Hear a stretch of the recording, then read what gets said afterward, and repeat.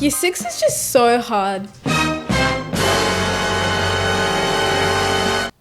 Okay, Faith, calm down. We've only been here for 10 months. Exactly. 10 whole months. Anyway, speaking of Year 6, come with us to explore what life in Year 6 actually looks like. In this podcast, we've got Tanvir, Mia, Abby, And Faith, the professional drama enthusiast. Today here in this podcast, we are covering everything that makes Year 6 unforgettable.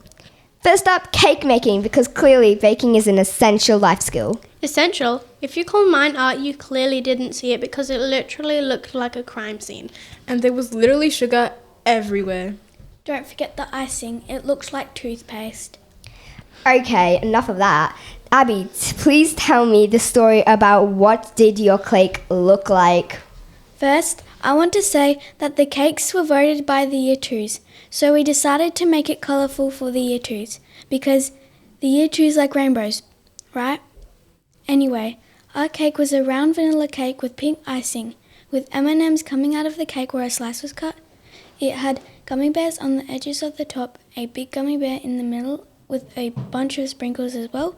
There was also edible fake flowers around the top side and had fairy floss around the bottom of the cake. Okay, Mia, tell me the story of what was your favourite cake out of all the Year 6s. My favourite cake was the round vanilla cake covered in white fondant with strawberries and big fondant marshmallows. The sprinkles made it cute on the side. On the top were 3 massive marshmallows. One was white and the other 2 were pink, light pink. Around the bottom were marshmallows cut into quarters and strawberries that were cut in half. Around the marshmallows were cute little flower sprinkles. The little faces on the marshmallows were cute, so it was okay that I did not win and they got a higher rank than me.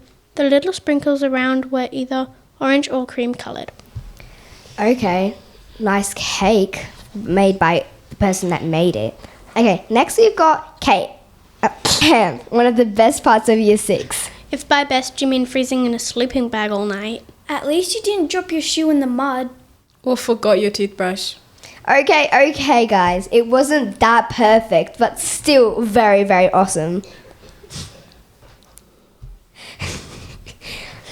Okay, Abby, tell me the story of your most memorable moment at camp.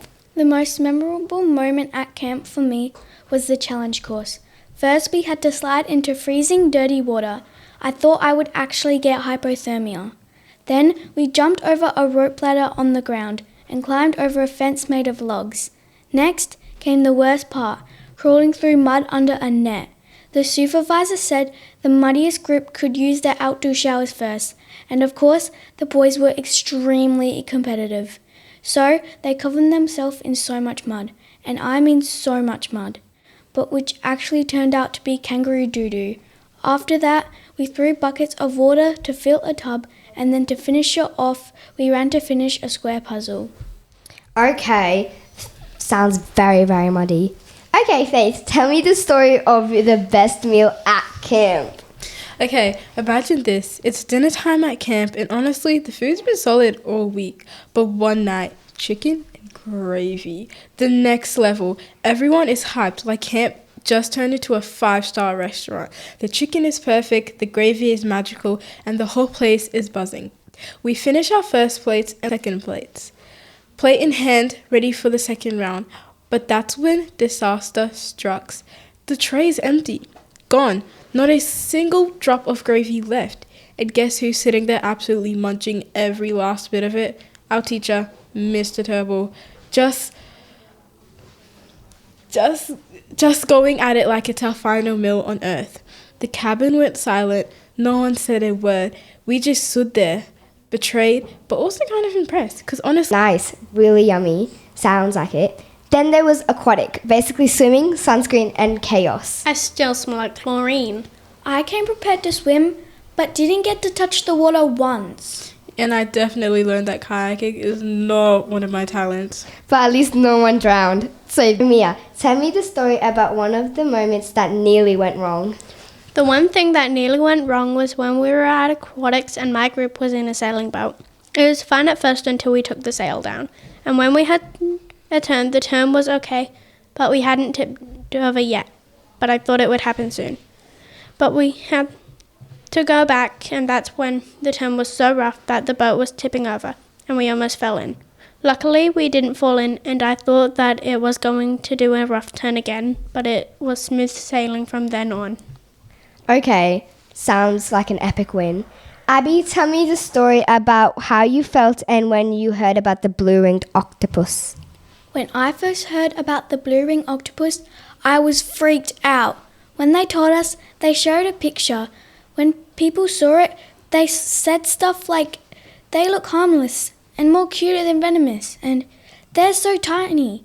However, when the instructors heard us say that, they said that even though it may be tiny, it is one of the most venomous sea creatures in the sea. Luckily, they worry too much because they only have found one in their 12 years of teaching there.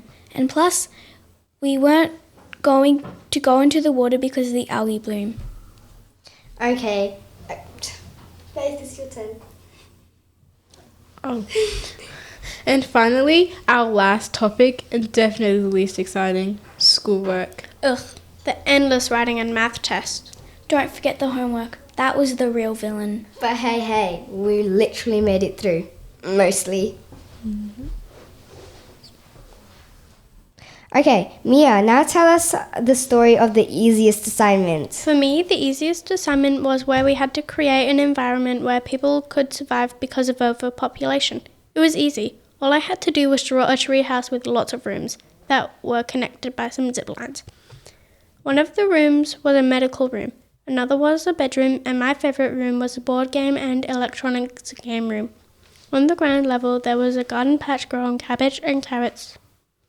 To get up from the ground was a ladder made from grapevines and oak wood. Nice building.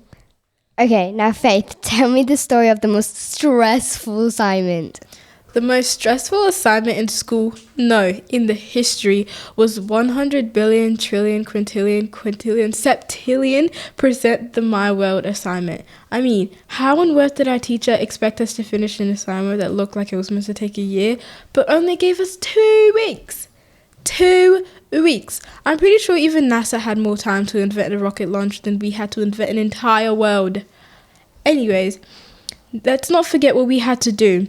2 brand new environments and 2 completely original animals. Like, what do I look like? A scientist, a biologist, a professional world builder, and a degree. At one point, I was considering hiring Mother Nature herself for some tips. Alright, that's pretty much it for year 6. Fun, stressful, and way too many tests. And the worst bits, don't get me started. Homework, always homework. It's the worst. True, but it's been a good year. We've learned lots and had a laugh. Now it's time for high school, which sounds scary but also kind of exciting. As long as we don't get lost on our first day of school, we'll be fine. Yeah, fingers crossed. Anyways, thanks for listening to our podcast. Bye!